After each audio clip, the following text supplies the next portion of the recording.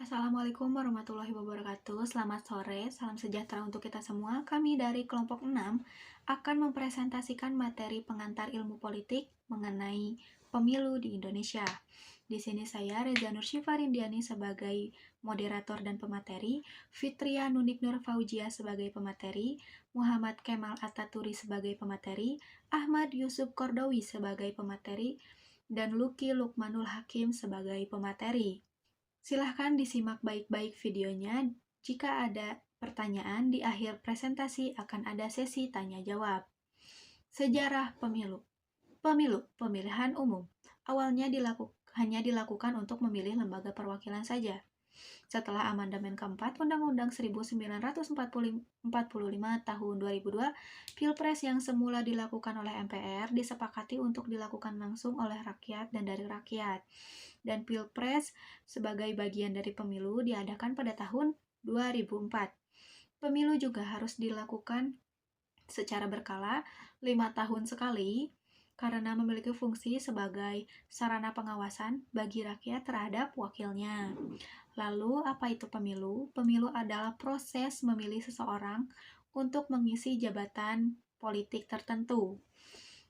Para peserta pemilu juga menawarkan janji-janji dan program-programnya pada masa kampanye kepada konstituen atau kepada para pemilih menjelang hari pemungutan suara. Setelah proses perhitungan, pemenang pemilu ditentukan oleh aturan main yang sebelumnya telah ditetapkan dan disetujui oleh para peserta dan telah disosialisasikan kepada konstituen atau pemilih. Lalu ada syarat-syarat pemilih. Menurut Undang-Undang Nomor 7 Pasal 348 sampai 350 tahun 2017, pemilih adalah warga negara Indonesia yang sudah genap berusia 17 tahun atau lebih, baik yang sudah kawin, belum kawin, atau pernah kawin.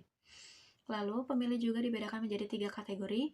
3 kategori ini sudah digunakan pada tahun 2019. Yang pertama ada pemilih tetap. Pemilih tetap adalah pemilih yang sudah terdata di KPU atau DPT, daftar pemilih tetap. Yang kedua ada pemilih tambahan. Pemilih tambahan adalah pemilih yang pindah dari TPS yang ditentukan ke TPS lain dengan syarat wajib melapor paling lambat 30 hari sebelum pemungutan suara dan membawa surat pindah memilih. Syarat ini sudah menurut Undang-Undang Nomor 7 Pasal 210 Tahun 2017.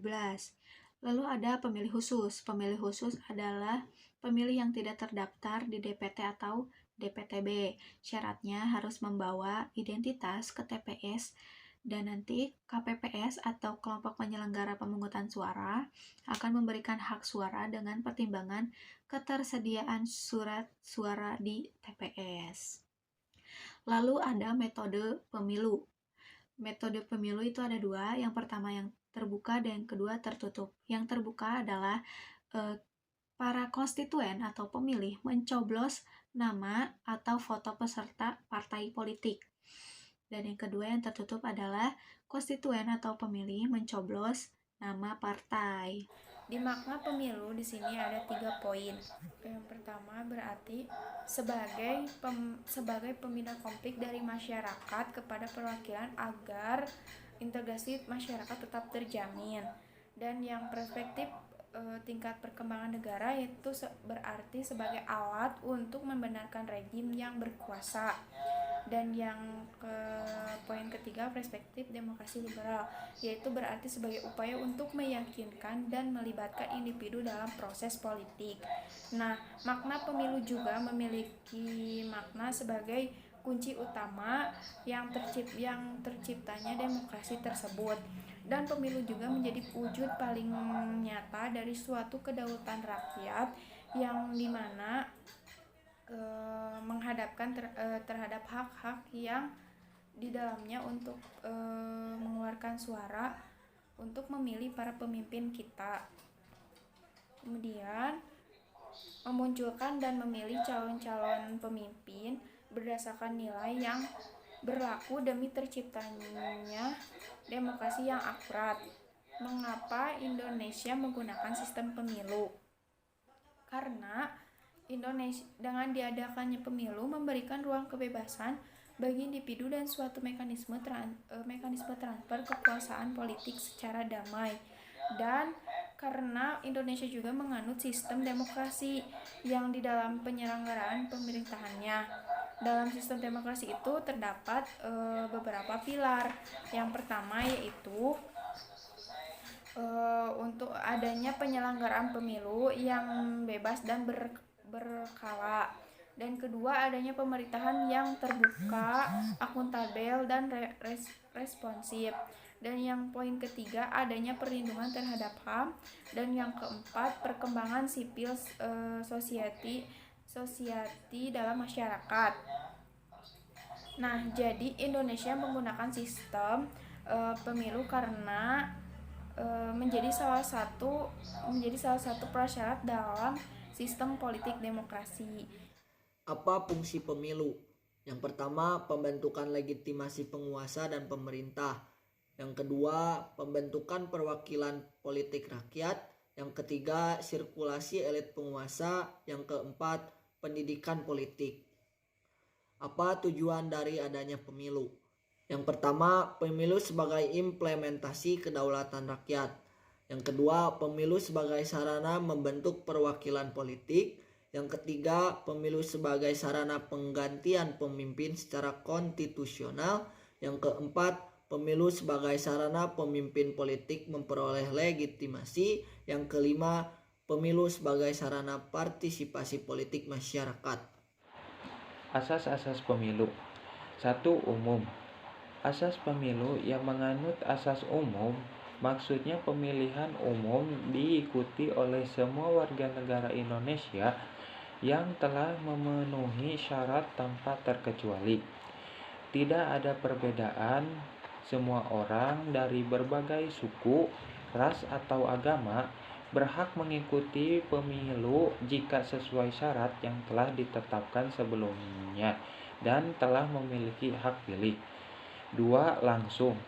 Asas pemilu yang menganut asas langsung, hal ini berarti pemilih diharuskan untuk memberikan suara secara langsung, tanpa perantara dan tidak boleh diwakilkan oleh orang lain. 3. Bebas. Asas pemilu yang menganut asas bebas, maksudnya pemilihan diharuskan memberi suara tanpa ada paksaan dari pihak manapun. 4. Jujur. Asas pemilu yang menganut asas jujur, pemilihan umum harus dilaksanakan sesuai dengan aturan yang memastikan bahwa setiap warga negara yang memiliki hak dapat memilih sesuai dengan kehendaknya dan setiap suara pemilih memiliki nilai yang sama untuk menentukan wakil rakyat yang akan terpilih. 5. Adil. Asas pemilu yang menganut asas adil, hal ini meliput perilaku yang sama terhadap peserta pemilu dan pemilih, tanpa ada pengistimewaan ataupun diskriminasi terhadap peserta maupun pemilih tertentu. 6. Rahasia. Asas pemilu yang menganut asas rahasia, hal ini berarti suara rahasia diberikan oleh pemilih bersifat rahasia hanya diketahui oleh si pemilih itu sendiri. Bentuk pemilu menjadi dapat dua bagian, yaitu 1. Pemilihan secara tidak langsung. Pemilih mendatangi TPS daerah mereka untuk memberikan suara tanpa melewati lembaga perwakilan. 2. Pemilu secara tidak langsung. Pemilu yang tidak dilaksanakan oleh rakyat dengan langsung, dilaksanakan oleh para anggota perwakilan pada lembaga perwakilan. Sekian, terima kasih. Maka dari presentasi kali ini dapat disimpulkan, sejak awal pemerintahan, yaitu demokrasi parlementer, terpimpin Pancasila dan reformasi dalam kurun waktu tersebut, Indonesia telah banyak mengalami transformasi politik dan sistem pemilu. Pemilu yang terbuka, bebas berpendapat, dan berserikat mencerminkan demokrasi walau tidak akurat.